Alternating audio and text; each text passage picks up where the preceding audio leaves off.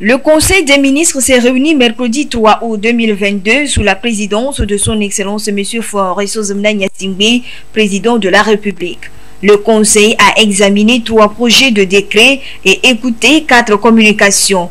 Au titre des projets de décret, le Conseil a examiné et adopté le projet de décret fixant les modalités d'application de la loi numéro 2013-011 du 7 juin 2013 portant code de la route. Ce texte s'inscrit selon le communiqué dans la dynamique des réformes engagées par le gouvernement dans le secteur des transports en vue d'améliorer la sécurité des usagers de la route. Le Conseil a ensuite examiné et adopté le projet de décret portant mission, composition, organisation et fonctionnement du comité de régulation de l'assurance maladie universelle. Dans le cadre de la mise en œuvre de la feuille de route gouvernementale 2020-2025, plus précisément l'axe 1 relatif au renforcement de l'inclusion et l'harmonie sociale, le gouvernement a adopté la loi instituant l'assurance maladie universelle pour assurer une couverture santé universelle à toutes les couches de la population. Afin de renforcer le cadre de gouvernance de cette assurance, ce présent projet de décret crée un comité de régulation inclusif dont l'objectif sera de donner les orientations nécessaires, garantir l'équilibre financier et contribuer à la pérennité du système national d'assurance maladie. Le Conseil a enfin examiné en première lecture le projet de décret portant institution de redevance pour services rendus par l'Agence nationale de l'aviation civile ANAC. L'étude de ce texte se poursuivra lors d'un prochain conseil. Au titre des communications, le Conseil a suivi une présentation sur l'écosystème de la cybersécurité du Togo, a ensuite écouté une communication relative aux conditions et modalités d'occupation privative du domaine public et de gestion du domaine privé de l'État.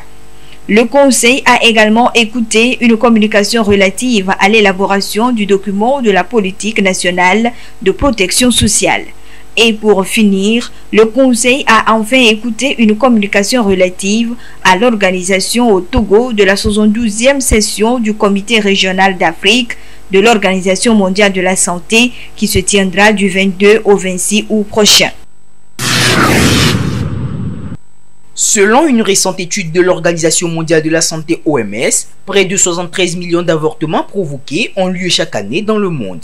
Les estimations mondiales de 2010 à 2014 ont cependant démontré que 45% de l'ensemble des interruptions volontaires de grossesse étaient souvent non sécurisées. Un tiers d'entre elles étaient pratiquées dans les conditions les plus dangereuses, c'est-à-dire par des personnes ne disposant pas de formations adéquates dans ce domaine et ayant souvent recours à des méthodes dangereuses et invasives. Au Togo, comme dans nombreux pays africains, le sujet de l'avortement demeure encore un véritable tabou. Un phénomène considéré comme contraire aux mœurs, mais de plus en plus en hausse selon les études et surtout auprès de la population jeune. Nombreuses sont cependant les raisons qui peuvent amener à opter pour cette pratique. Les raisons qui vont amener une femme à pratiquer une interruption volontaire de grossesse va dépendre de là où elle se situe. Mais généralement, nous allons parler de nos contrées parce que nous sommes dans un pays en voie de développement. Et dans ces contrées, généralement, ce qui entraîne ces femmes à faire recours à l'interruption de la grossesse, c'est d'abord un manque d'éducation sexuelle qui font qu'elles encourent beaucoup de risques de tomber enceintes dès les premiers rapports sexuels. Également aussi, nous allons déplorer la non-disponibilité ou la non-accessibilité des moyens de contraception à ces femmes-là ou aux jeunes couples, donc qui font que souvent elles ont des grossesses non désirées. Mais également, il y a d'autres facteurs comme la pauvreté qui poussent certaines femmes à se livrer à des activités sexuelles très tôt et sans se protéger. Donc la pauvreté aussi également est un facteur de risque qui expose les femmes à faire des IVG dues à des grossesses non désirées. Mais à côté, nous allons aussi déplorer des cas de viol, des cas d'inceste qui sont des raisons également qui poussent ces femmes à faire recours malheureusement à l'interruption volontaire de grossesse. À ce jour, l'avortement non sécurisé constitue l'une des principales causes de décès maternels et de morbidité dans le monde. Une pratique qui, mal faite, peut entraîner des complications et conséquences graves sur la santé, voire la fécondité de la femme. La première conséquence, la plus grande pourvoyeur de mort ou bien de séquelles chez ce genre de femmes, ce sont les hémorragies qui peuvent emporter cette dernière-là. Également, des infections et des septicémies. Quand on parle de septicémie, il faut entendre par là une infection généralisée du corps. Mais également, à côté de cela aussi, nous allons avoir les perforations de l'utérus, les perforations de l'intestin. Cela va entraîner également des péritonites. Des péritonites qui sont aussi très très graves, ce qui nécessite généralement et obligatoirement une prise en charge chirurgicale rapide. Au cas échéant, la victime va passer au-delà. Et également, il peut s'agir des traumatismes qui vont concerner la vessie et l'urètre.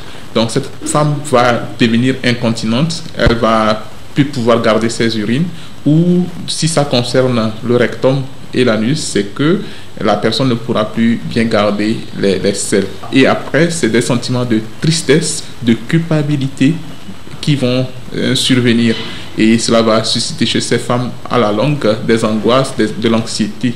Au Togo, bien que l'avortement soit interdit par la loi, des exceptions peuvent être faites dans certaines situations. Dans la loi sur la santé de la reproduction 2007/005 du 10 janvier 2007, la loi togolaise a été claire là-dessus et elle a vraiment réglementé en son article 42 les bases légales de l'interruption volontaire de grossesse. Dans l'un de ces alinéas, il est stipulé que l'interruption de grossesse peut se faire en cas, par exemple, d'inceste ou de viol, ou lorsque la poursuite de la grossesse peut engendrer un risque sur la santé maternelle.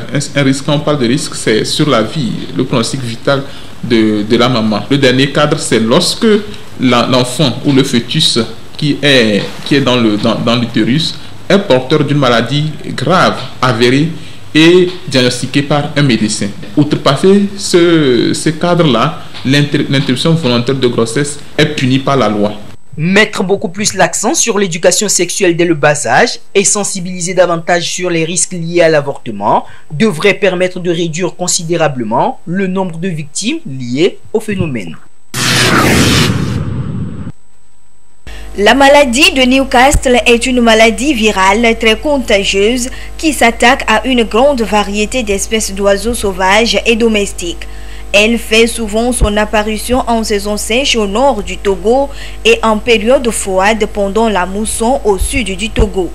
La maladie de Newcastle qui fait des ravages est causée par le virus ND dont il existe plusieurs souches. Maladie virale due à un paramyxovirus de la famille des paramyxoviridae appartenant au genre Avulavirus qui cause vraiment beaucoup de mortalité chez la plupart des oiseaux. Une maladie infectieuse qui est due à un virus appelé justement un paramyxovirus de la famille des paramyxoviridae, mais qui appartient surtout au genre Avulavirus. Et ce virus, on le distingue sous 3 sérotypes différents. Il y a un sérotype lentogène, il y a un sérotype mésogène et un sérotype vélogène. Des troubles digestifs, respiratoires et nerveux, ce sont là quelques signes cliniques de la maladie de Newcastle. À ce jour, il n'existe pas un traitement spécifique. Malheureusement, elle va entraîner une chute de pompe, surtout chez les pondeuses. Il y a aussi une inappétence et une prostration. Mais c'est surtout les troubles digestifs, les troubles respiratoires et les troubles nerveux qui caractérisent cette maladie. Du point de vue troubles digestifs, qu'est-ce qu'on va avoir? Il y aura de la diarrhée. Cette diarrhée qui sera d'abord blanchâtre, va devenir plus ou moins jaunâtre, puis verdâtre.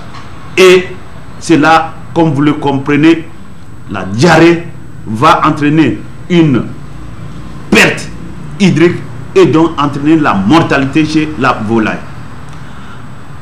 Après les troubles digestifs, on a aussi les troubles respiratoires. Vous allez avoir les poules qui vont respirer difficilement. Elles vont avoir la bouche ouverte, tout comme pour aspirer de l'air, avec un bec cloué au sol. Les troubles nerveux qui vont entraîner surtout des contractions plus ou moins brèves au niveau du cou et des ailes.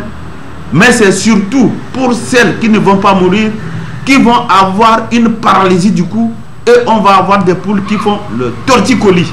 Le seul moyen efficace de prévention de cette maladie est la vaccination régulière. En dehors de la vaccination, il est recommandé aux éleveurs d'adopter des mesures de biosécurité et de déparasiter leurs volailles. Cette vaccination doit se faire le plus tôt possible, suivant un calendrier bien déterminé, qu'on soit en élevage traditionnel ou en élevage moderne ou amélioré. Une volaille morte de la maladie de Newcastle ne devait pas être consommée parce que justement, toute manipulation, toute consommation va participer justement à la propagation du virus et donc rendre vulnérables les autres oiseaux ou les autres poules qui sont saines. Mieux vaut vraiment l'enterrer et justement désinfecter le poulailler pour détruire justement ces virus. En élevage moderne, on conseille toujours de faire un élevage en bande unique.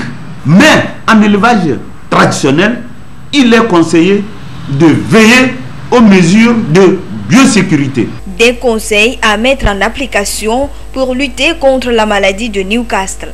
De plus, les éleveurs sont invités à consulter les vétérinaires au besoin.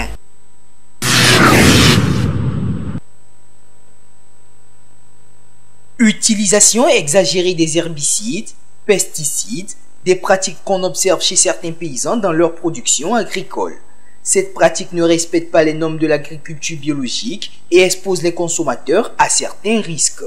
D'où la nécessité de privilégier l'agriculture biologique pour assurer le bien-être sanitaire des populations. L'agriculture biologique fait tout pour que l'aspect chimique ne soit pas utilisé pour produire les produits agricoles. Cette agriculture, elle est bien.